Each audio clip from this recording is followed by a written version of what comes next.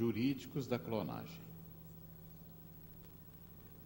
A Declaração Universal do Genoma Humano e dos Direitos do Homem, aprovada na Conferência Geral da Unesco em 1997, estabelece no artigo 11 que a clonagem reprodutiva de seres humanos não será permitida. Em março de 1989, a Assembleia Parlamentar do Conselho da Europa proibiu, através de uma resolução, a criação de seres humanos por clonação. Mas essa rejeição, infelizmente, não é universal. Um comitê de ética norte-americano chegou a propor ao Congresso que legisle em favor da clonação para finalidade científica de embriões humanos, desde que não sejam implantados no útero para se desenvolverem.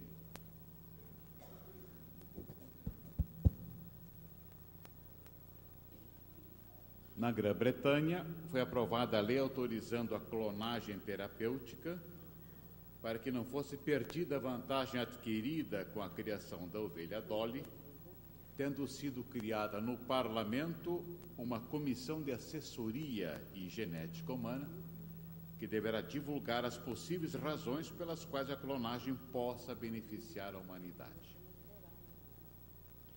Entretanto, na Alemanha, uma comissão científica do seu parlamento pronunciou-se há pouco tempo e veementemente contra a clonagem de embriões humanos para fins terapêuticos, proclamando que a produção de embriões ultrapassa o limite ético. Há poucos dias, também na Austrália, foi decidido que seria proibido a clonagem de seres humanos. No Brasil, a Lei de Biossegurança é a Lei número 8.974, de 1995. E ela veda a manipulação genética de células germinais humanas e de embriões humanos, considerando-a crime. Surgiu assim um capítulo novo na legislação penal, versando sobre o que já se convenciona chamar de criminalidade genética, permitindo-se a intervenção em material genético humano em vivo apenas para a terapia de enfermidades genéticas, condicionando-a, entretanto, aos princípios éticos da autonomia e da beneficência, que são princípios que norteiam a bioética.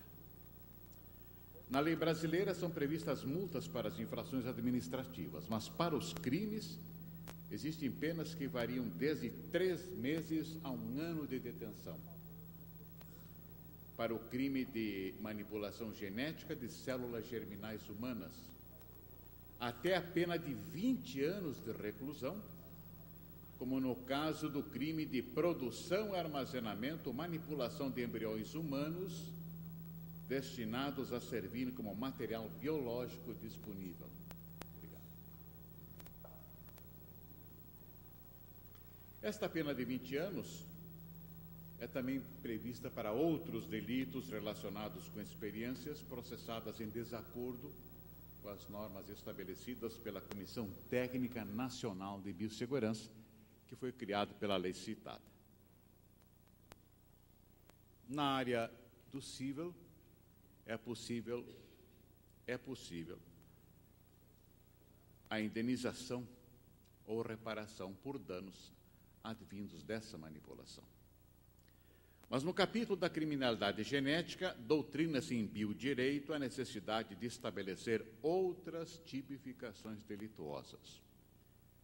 É possível que algumas pessoas presentes não estejam familiarizados com esse termo biodireito. O biodireito é um ramo recentíssimo do direito, e este ramo estuda as implicações jurídicas das indicações e proposições bioéticas. Quando essas implicações se referem ao ordenamento nacional, se diz biodireito brasileiro. Quando se refere a uma normatização em nível internacional, se diz biodireito internacional. E já surge também o biodireito comparado, que é muito importante, onde se busca o que as legislações diferentes dos diversos estados da comunidade internacional têm, para ver como podem ser aproveitados na nossa legislação. O biodireito, então, ele é uma consequência inevitável da biogenética. E, à luz do Espiritismo, biogenética e biodireito tomam configurações extraordinariamente importantes, porque o Espiritismo trabalha com uma ética universalista, transcendental, e tem muito a colaborar com a bioética e o biodireito.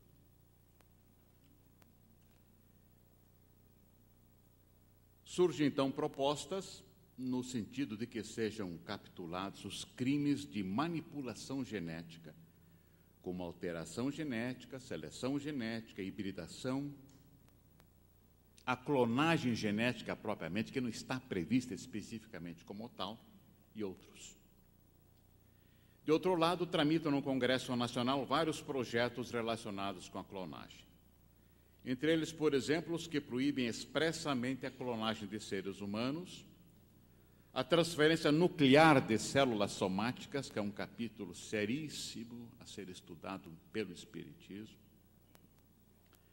a crioconservação de embriões, a gestação por substituição, chamada barriga de aluguel, e que no biodireito é estudado num capítulo muito sério chamado úteros de aluguel, diante do que acontece hoje, por exemplo, nos Estados Unidos, onde nós temos os brokers, baby brokers, que são corretores de úteros.